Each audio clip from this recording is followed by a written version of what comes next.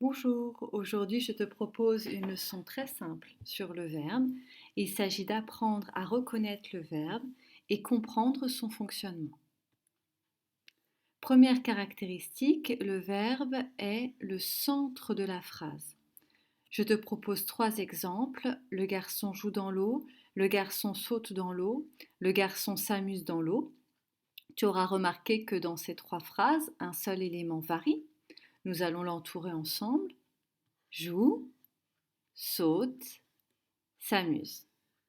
Il s'agit donc de trois verbes, jouer, sauter, s'amuser. Le verbe indique ce que font les personnes, les animaux ou les choses.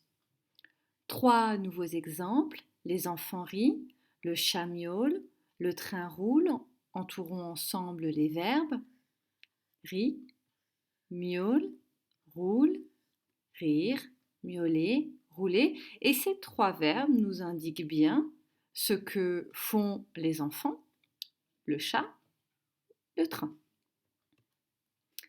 Le verbe exprime donc bien une action ou encore un état, autrement dit une manière d'être. Voici deux exemples. La petite fille lance le ballon, l'enfant semble inquiet. Dans la première phrase, le verbe est lance. Il indique bien l'action effectuée par la petite fille.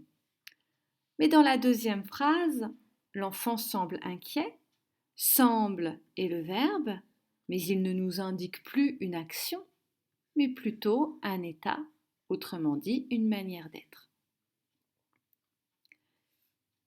La forme du verbe change en fonction du temps et de la personne. Évidemment, le verbe se conjugue. Voici trois nouveaux exemples. Je vais, nous allons, ils iront. Pour ces trois formes, tu auras reconnu un même verbe. Aller, qui varie donc en fonction du temps. Le présent pour les deux premières formes et le futur pour la troisième. Le verbe varie donc en fonction du temps, mais également en fonction de la personne. Et ici, il s'agit de pronoms personnels qui sont utilisés. Nous pouvons les entourer en vers. Je, nous, il.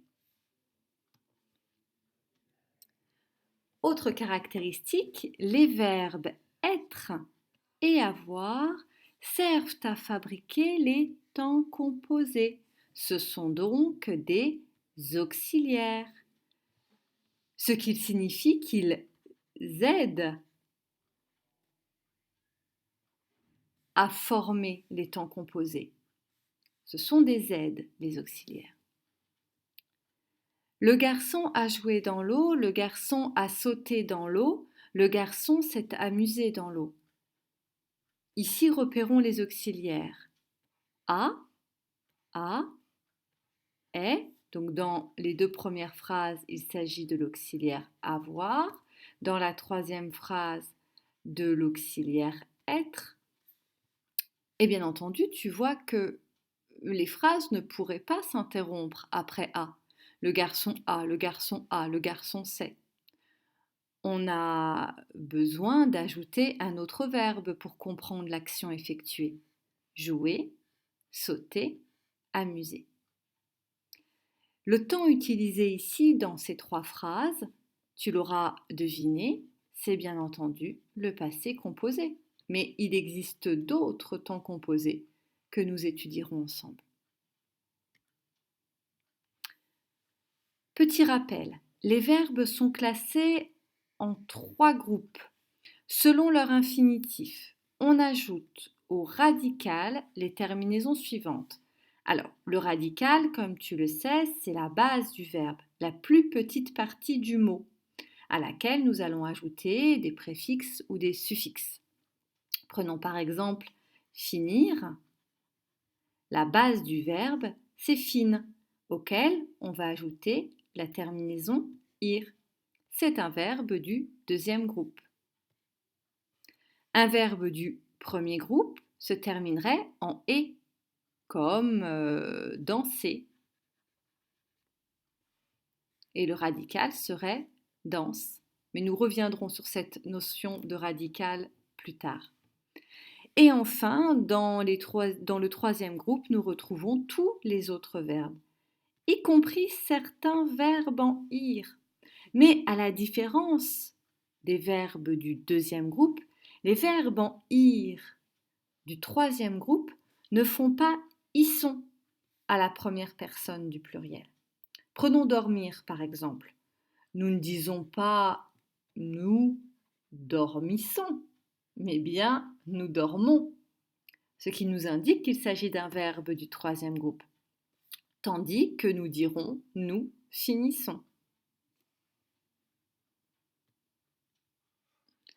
Enfin, dernière caractéristique, très importante, l'infinitif est la forme non conjuguée du verbe.